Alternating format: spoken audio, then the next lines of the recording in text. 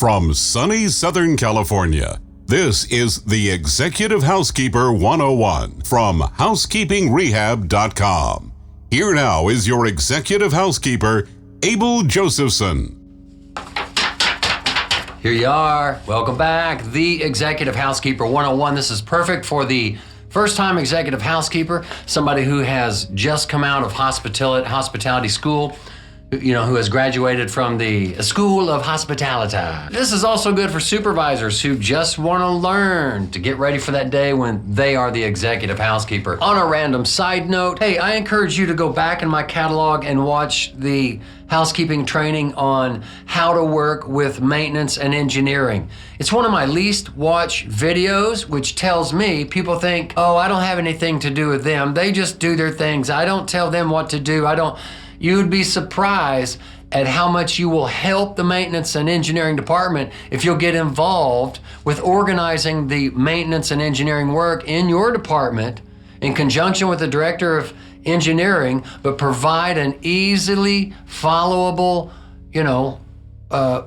critical path to allow engineering just to come over and plug in and have a productive and efficient list of things to do and prioritize. Everything's taken care of for them. You'd be surprised. Watch that video, how to work with maintenance and engineering. Okay, that's all the advertisements and announcements that I have. Here we go. Working with room sections, baby. You're going to learn about a room section. Let me explain a room section. It is a collection of rooms on the same floor or in the same general area. The same person that's full-time, 5 days a week, goes to those same rooms every day, and that person, that room attendant, maintains those rooms. In my boutique hotels, I do 13 rooms per day, a productivity factor of 0.615, which is 35 minutes per rooms. How did I figure that out? Hours divided by rooms. So 8 hours divided by 13 gives me a little number called 0.615. You got to know that little math formula so you can measure. At the end of the day, you take your payroll hours for that day, you put in exactly how many hours and minutes that everybody worked, and then you divide that by the total rooms that you covered, and your entire department should be at 0.615. If it's more or less, you're either not providing the service as well as you should, or you're taking too much time to provide the service that you should. But you can go watch the message, how to manage productivity, and get all that in. So here we go, sports fans. To calculate productivity, we know a room attendant has 8 hours to do the work. I know by my budget, my standard is 13 rooms per day. 8 hours divided by 13 rooms is a productivity factor of 0.615. How much time is 0.615? Well, I multiply 0.615 times 60 minutes, and I get an in-room standard of 37 minutes per room. If the productivity standard is 0.615 for 13 rooms, but I make everybody push and do 14 rooms in the 8-hour day, my productivity factor then falls to 0.571. So how much time is 0.571? Well, 0.571, a productivity factor times 60 minutes, will show me that I am now only spending 34 minutes per room and not 37. So I am losing 3 minutes of time spent per room maintaining our cleaning standards. That is 3 minutes of lost time per room times 13 rooms in a day. That's a total of 39 minutes of lost time per person. So if on average I have, say, 12 room attendants on the floors most days, 12 room attendants losing 39 minutes per 8 hours is a loss of 7.8, what is called 8 hours of budgeted time per day. That time is worth money. So 8 hours of time times 365 days a year is 2,920 hours of lost time, of lost budget. So when I take the hourly wage of all of my room attendants and I average it together, I get an average hourly wage of $10.90 per hour. Then I multiply the average wage times the lost hours, which is 2,920 hours. And what do I get? I get $31,828 per year of lost budgeted money. And I do this to myself, and all the time I think I'm saving money by doing more rooms per day within the budget. Plus, my standards go down because of less time spent in a room means less quality of service overall. Come on, if you've got a standard hotel room and you only give them 15 minutes to do a quality service in the room, you know the quality is going to be poor. Less time is less quality. So did you save money? No, you lost money and you lost quality. This is amateur fiscal management. This is irresponsible fiscal management. And most hotels cannot see this. They think more for less is best. It's not. They're screwing themselves. Okay, so a standard room is 37 minutes to clean with a productivity factor of 0.615. What do we do about a master suite or a presidential suite that is as big as 2 rooms in 1 room? Then give the big suites 2 room credits for being 2 rooms in 1 room. So the room attendant is given less rooms on her board, but some of the rooms are worth 2 rooms each. This keeps everything in the 0.615 productivity factor so it doesn't mess up your math. It doesn't spoil your ability to measure the productivity. This is proper use of room credits, keeping you in budget, and it keeps your math straight. People get lost because they don't understand proper room credits. A room section is 13 rooms. She has 13 rooms to do in a day, but she has a section that has 18 rooms in it. Why does she have more rooms than are in her daily, standard amount of rooms to do? Because not every room is occupied. So if she has 13 rooms to do, she has 18 rooms to choose from, and 5 of them are not occupied, right? She's moving up and down that area with 18 rooms. She has plenty of slack there to where no matter what, her 13 rooms are in that area, that section, on that floor. It's very important, room sections. When I first began in this industry, I didn't understand any of that. I thought, why are these people all mad because I put them up here today or put them down there? What do they care? They don't know the hotel. I can put them where I want them. Yeah, you can put them where you want them, but you're going to pay a price. You're going to lose morale. You're going to have friction and that sort of thing. These career professionals, these room attendants get in a rhythm. They get in a motion. They become more efficient, right? With that motion. Their closet is right there. Their things are there that they know that they need, and they know where it is in that closet. Sometimes closets are a little different based on the shape, size, and location. It's their ownership factor that I need to have in play. Section is very important because when they have extra time, they go in and spend a little extra time pulling furniture out, clean behind, lift up, vacuum under, get under kitchen cabinets, do deep clean projects. And I'm going to talk about that. So you can learn about room sections, how to manage a deep clean project, how to have projects ready for those in their sections, because you're going to use all your budget, remember. How to manage your do not disturb signs. Remember, people refuse service, but you've got that 35 minutes that's budgeted. You're going to put them to work for 35 minutes on things they do, what? In their rooms, on their floor, in their section. That's why they don't want to go to another section where somebody isn't really doing a great job, because they got to go in there and then they feel obligated because they have a work ethic and they care about the product they produce. It's more hard work for them because they can't overlook stuff like a dirty backside of a toilet underneath a cabinet. They're going to go in there and address that, and it frustrates them because in their section, it's all caught up, it's spick and span.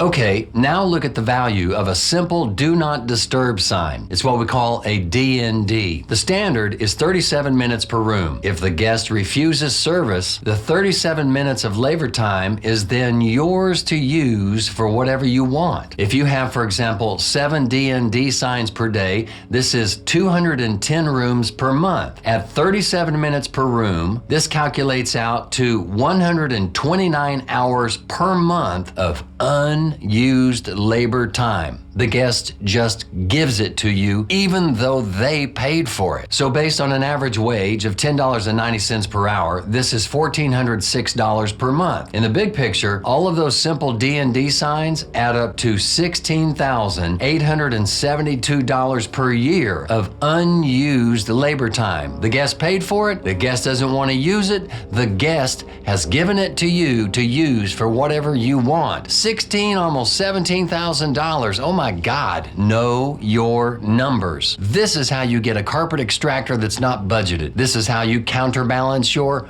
overtime expenses. This is money management. It is important that you change room sections. You must change room sections. I change at least every 6 months. And if I have an issue where somebody cannot keep up their section, I will make a change. You got to keep up the standards or you lose your section. You have a responsibility. If you want the convenience of a room section in my hotel, you maintain that standard. Most of them do. You must change room sections at least every 6 months, and I'll explain why. You'll learn that. Why are room sections important? Quality control. Because I know where everybody is in my hotel. I know what floor they're on, where they are on that floor, where their cart is, where their closets are. So when I go to the floors, I see you on the wrong floor. What are you doing here on this floor? I know where people should be.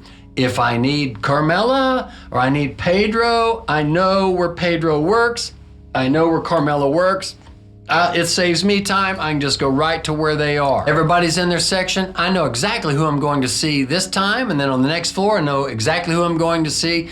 And when I know where they are, I can keep an eye on that section of rooms and keep an eye on the quality in those rooms. So I know what areas of the house are having problem. Oh, 517?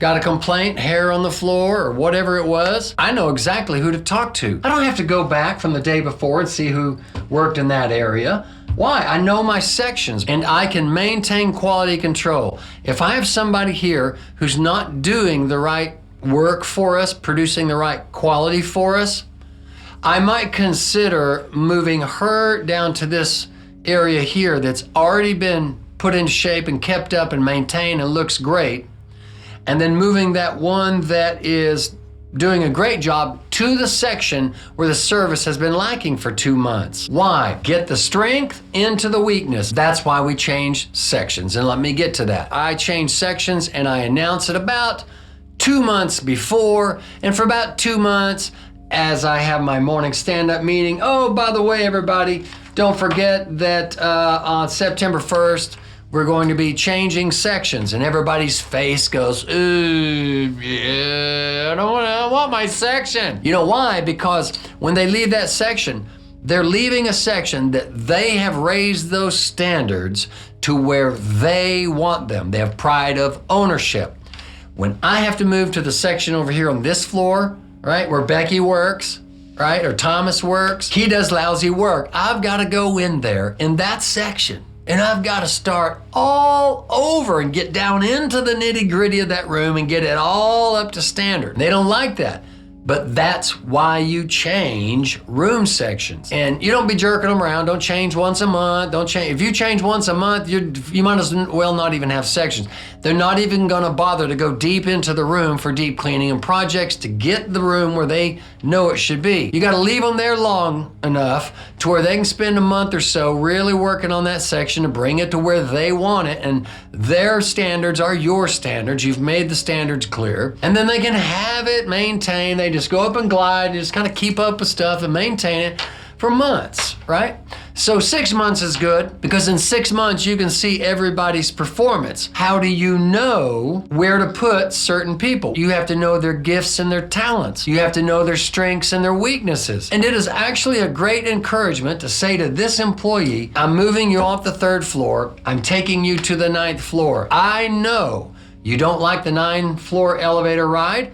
You like to be on 1, 2, 3, 4, floor 5 maybe at the most, because you can go up and down the elevator to and from your break, and to and from lunch, and to and from the laundry, and it's faster that way. I know you like the lower floors because it's more convenient for you. I need you on the 9th floor because of the strengths that you bring You and I need to get that section of rooms back up to whatever. So I bank on their pride of ownership. I bank on the pride in their work. I support it, and I fan that flame for my 9th floor rooms. When you change sections, you improve the overall quality. It's like a river. Did you know that a river turns like this? Because every time it turns, every time it changes direction, it's using the turns that bend in the river. So junk and garbage in the river will collect up in that turn. Have you ever seen a bend or a turn in the river? And kind of on the far end of that turn is a bunch of logs and sticks and moss and junk, surface stuff and stuff underneath that's kind of hung up in that corner. That's why you change sections. Because when you change or when you turn the river, it helps scrape off junk out of the product. You must change sections. Changing room sections shakes up the house. It gets all the stuff that's settled at the bottom of the jar. You shake it up and it all stirs up so we can filter it out. Room sections, very important. Room section changing, very important. I mentioned behavior. Yes, it's true. You sometimes need to keep 2 people away. All right, this is just a little byproduct of the value of a room section. Veronica and Alfredo cannot get along. Let's go ahead and put Alfredo on the 2nd floor and Veronica on the 12th floor. Look, it's just in everybody's best interest. Let's just keep these apart. All right, so let's talk a bit about people that get along. You gotta watch that too. Gabrielle and Consuela are best friends. They love to chat. They love to talk. They do things at home together. They are best friends. And so on the floors, they tend to do this a little more than is beneficial for the product and the hotel resort.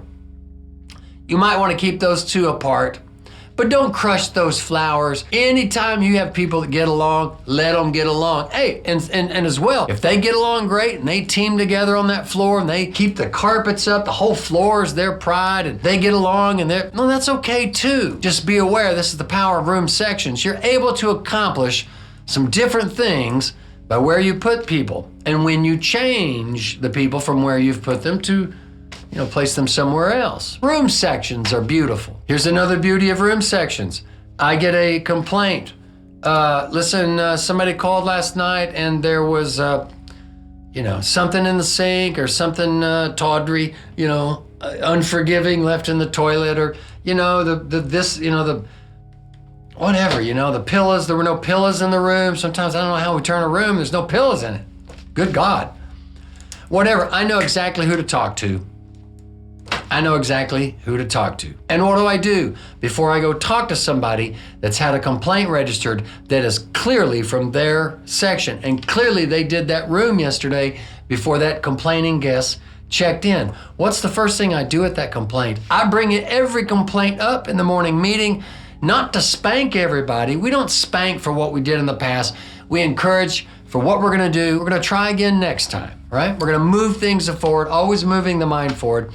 I will mention in the morning meeting for the benefit of everybody. Everybody, I got a complaint yesterday. There were no pillows in a room. Listen, if you're missing something, please call for help. And there's no big heat on that in the morning meeting.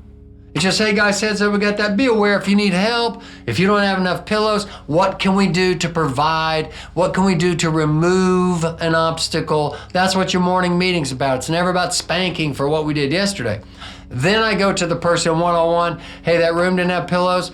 That was your room. What's up? No heat, no meh, meh, meh, meh, meh, meh. I despise that. These are career professional adults. Treat them like that. Sometimes it's a simple thing, a simple solution that we can remove an obstacle. Or, hey, we got a houseman that's just not delivering to the floors or whatever it is. So then I go in person and then I do the corrective stuff like, hey, look, you got some missing pillows here. A week ago, we didn't have towels in the room. How'd that happen? We're just having a conversation about what we can do better in the future. Hey, let's try again. Let's try that again. Let's get that right. Very lighthearted. There's going to be flaws and errors and that sort of thing. It's the cost of doing business. Be gentle, be kind. Let your kindness overwhelm your magnitude. They know you're the boss. You don't have to come down with a heavy rod. You don't. Oh, I forgot to tell you. When you change sections, the informants will come out of the woodwork. Oh, yes, they will. Let me give you an example. I take Myrna and I put Myrna from the 3rd floor up to the 8th floor. It's been 6 months. It's time to change sections. Myrna comes to me like the first week. Oh, Mr. Abel, these rooms, they are filthy dirty. Ah, híjole. Oh, why did you put me here? You need to talk to that person, that room attendant over there about her rooms. They're dirty. Honey, this is what you want. You want this one with all that prowess and all that pride and all of that ability to bring the room up to where she wants it or he wants it. Why? Because they know what you want. You're working together. You know the standards. And they know they deliver the product for you. You want them over there. And when they come back and they say, oh my God, why did you put me here? I got to start all over. Just tell them the truth. I put you there because of what you do, because of who you are, because of what you are in this department. You're a battering ram. You're a key in a lock. You deliver. That's why I put you there.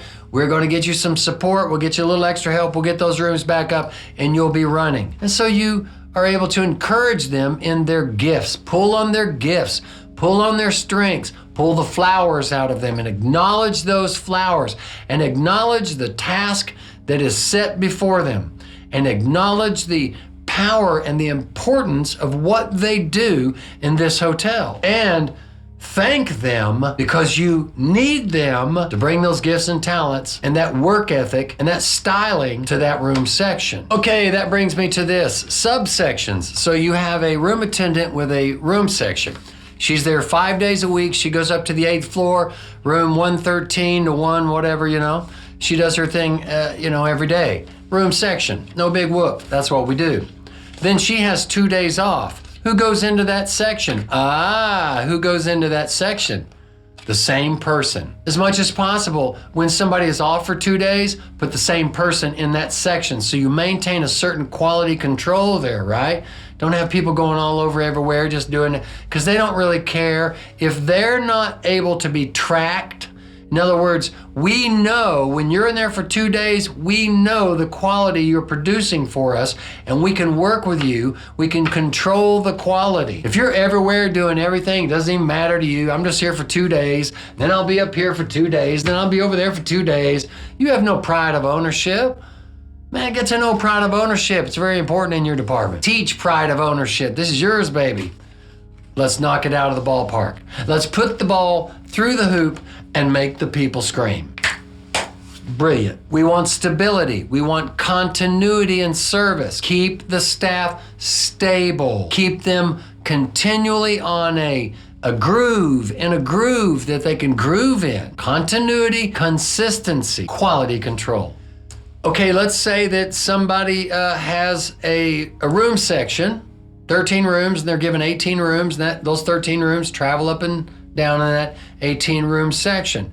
Well, the occupancy is down and they have to change floors. That takes time. If somebody's got to travel for some reason, a bunch of floors, because your occupancy is low, they're going to do 8 rooms in their section. Then they've got to go up a floor for, 2 rooms, and then up another floor for 1 room, and then back down to a bottom floor for that. Take a room off their list. The standard is 13 rooms, but you've got to figure travel time, right? Or you put undue pressure on the people, yeah. More importantly, you put undue pressure on the product. They'll whip through this room and not pay attention to everything. Why? They got to do 13 rooms. They got to travel between 4 floors. Pay attention to time motion studies. Pay attention to productivity. It's very important that they change floors just so we have coverage. Take a room off their day. Will it affect your productivity factors? Yes, but it's needful sometimes. You'll make it up if you're on your game. Let's remove the obstacle of time pressure and give them some space to successfully accomplish what you're asking them to do. Good management is constantly removing obstacles so an individual can perform to their highest level and be successful as an individual. When that person is successful as an employee personally, it's going to bring success to your department. Oddly enough, and this is true also, some people don't even want a section. They don't want a section. That's the kind of person that they are. Know your people, know your people, know your people. Some people like change. They like doing different things in different places every day. Some people want the same thing every day. Doesn't matter. Know your people and channel that energy and that desire and that willingness down a path that well suits that individual and how they flow and operate as an employee. Some people will come to me and they go, I want to work in the laundry. Some people will come to me and go, I hate the laundry. Oh, my hands get so dry, all that terry and linen, the crack in the hands. I got to stand in one place all day and do this repetitive work. Blah, blah, blah, blah. What do you want to do? I want to be in rooms. What do you want to do? I want to work the laundry. Pfft, make the switch. Channel the energy into what best suits them as a staff member, as a team member. One more thing, consolidation of blocking. You've got to work really good with your front office manager. You've got to be on your projections. You've got to know in the next month or two when groups are coming in. A lot of times we have a group that comes in. They're out of the room at 6 o'clock because they got to go to the convention center. And they don't get back till 10 o'clock because they have little social events every night. They hardly use the room. They don't want service, a lot of them, because they have laptops set up and equipment in their rooms or whatever. You need to know the fabric of your guest. When your hotel is low occupancy, like we're only at 40%, you make sure that front desk, when they go to blocking rooms for the day, for that 40% occupancy night, compress your guest down in to every room until you fill up the hotel from the bottom or the top or whatever you do. My point is, don't have front desk on a 40% occupancy night. Have guests up there and over there and down there and then all over the place with 7 rooms between them all. Why? Housekeeping's got to travel up and down the hall, up and down the elevator. 13 rooms, they might have to go to 4 floors to do that. No. Block everybody until the first floor is full. Block everybody until the second floor is full. Block everybody until the third floor is full. Block everybody until the 5th floor is full. Why? You can maintain your room sections. 18 rooms, 13 rooms, traveling up and down. It cuts down on your travel time. It helps you maintain productivity. You want to see your productivity factor get all goofed up? We did 35 minutes a room, but it took us 9 hours to do it. Yeah, because they're traveling from 12 to 3 to 5 to 9 to 2 to 8 to 4 to 6 to 7. Have front desk compress the blocking to where you fill the floor, fill the floor, fill the floor, and you might have 1 or 2. You might have an executive suite or a penthouse or a presidential that's up top. That's small potatoes. That's negligible. Don't have your people moving all around. That's you, executive housekeeper. That's you directing front desk. All right, deep clean projects. And here's the deal. They have 13 rooms. They have 5 rooms that refuse service. 5 rooms times 35 minutes is about 2.5 hours of budgeted time. Do this. Anybody that comes up short, when they come down, they go, I need rooms, I'm done. I got do not disturb signs. And until those open up, I need something to do. Don't send them home to save money. Why? The do not disturb signs come off sometimes. Somebody's got to go clean those rooms. You send everybody home so you can save money. You're jacking with their paycheck. Don't jack with their paycheck unless you have to. Keep them on the clock. How do you do it? All right, you're done. You've got an hour and a half of time left. You go back into these rooms that you finished and you go into the cabinets, the vanity cabinets under the bathroom sink, and deep clean them. And you have 15 minutes per room. You assign what rooms, you assign how long they have. Sometimes they'll just go in there and piddle around. You mean you spend an hour in there cleaning a bathroom vanity cabinet? What? Get out! No, that doesn't work. How long do they have? What rooms do they go to? When you're done, come see me. In the meantime, keep an eye on your do not disturb signs. If somebody takes a refuse sign or do not disturb sign off, you report to me or the supervisor and let them know you're going back to that room. We've got to pay attention to those rooms. We can't miss them. Oh, I worked on projects and then they took the do not disturb sign off and I didn't know it, and then I finished my projects and I went home and we look up the next morning and somebody complains they didn't get service. You lead everything, you lead everything. You open the house so you know where everybody is. But everybody will be doing the same thing until you have addressed every room in the house regarding inside the vanity cabinet under a bathroom sink. That's just an example. It could be kitchen cabinets, kitchen drawers, scrubbing tile in the little kitchenette area if you have those, whatever it is. A deep clean project. You keep a list of every room in the house. There's all your room numbers of all your rooms. And I gave you 3 rooms to do the vanity cabinets. I'll mark what day those were done. And I'll keep working people on these little side projects, one project at a time, until I have done that little project in every single room of the house. I'm tracking a deep clean program that's ongoing every day. What if all your rooms are occupied, you can't get back in? That's fine. You'll do the deep clean project on this floor. There's 3 rooms, go to those. They'll just take a little, their little carry and little stuff. Just go in there and do that project. So you're managing ongoing deep clean projects that keep the people on the clock, that keep elevating the quality of the product. Plus, it gives them something different to do, and they like that. You like that. Everybody likes that. Let's keep them on the clock. Quit using them to make them money when they said, we think you need this money. You use every dime you have. That's how you get more budget next year. I used it. I need more.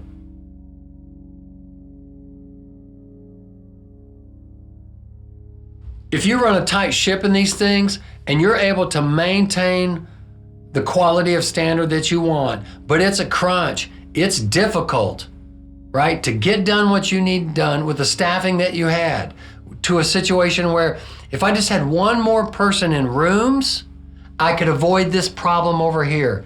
If I can get one more houseman, I can turn rooms faster. You're only going to be able to convince your general manager and the comptroller. They both have to be convinced.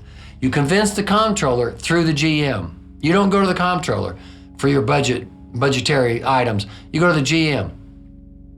When you can maintain the standards and you have very little, if no complaints with your quality, but you're struggling to get it done because you can't get linen up fast enough in the floors, which is just an example, right? When your quality and your standards are there, that's when you make your plea. And you do it, you make your plea through numbers and productivity factors and hours and rooms and cost per occupied room, all these things. You have to know your numbers.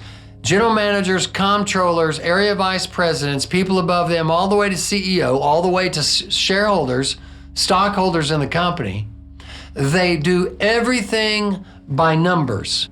And you're going to have to justify an increase in productivity and increase in quality through the numbers. You're going to have to know how many towels that one houseman moves in a day. You're going to have to know. How do you do that? For a month, you have the guy count every time he pulls towels out of the laundry, how many towels he's got, how many sheets he's got, how many rooms he's servicing with those towels and sheets. And when you come up with numbers that show, hey, even with the 2 housemen we have, literally you see we have 8 hours, and with them coming every hour and a half or whatever it is, time and money, productivity, we're not able to deliver enough linen.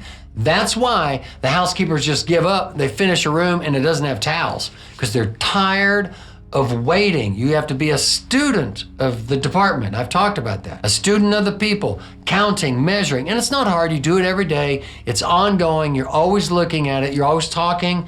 You're always finding out what the problem is. But you can get more staff if you know your numbers. That's just a little, byproduct of this conversation. So there you go.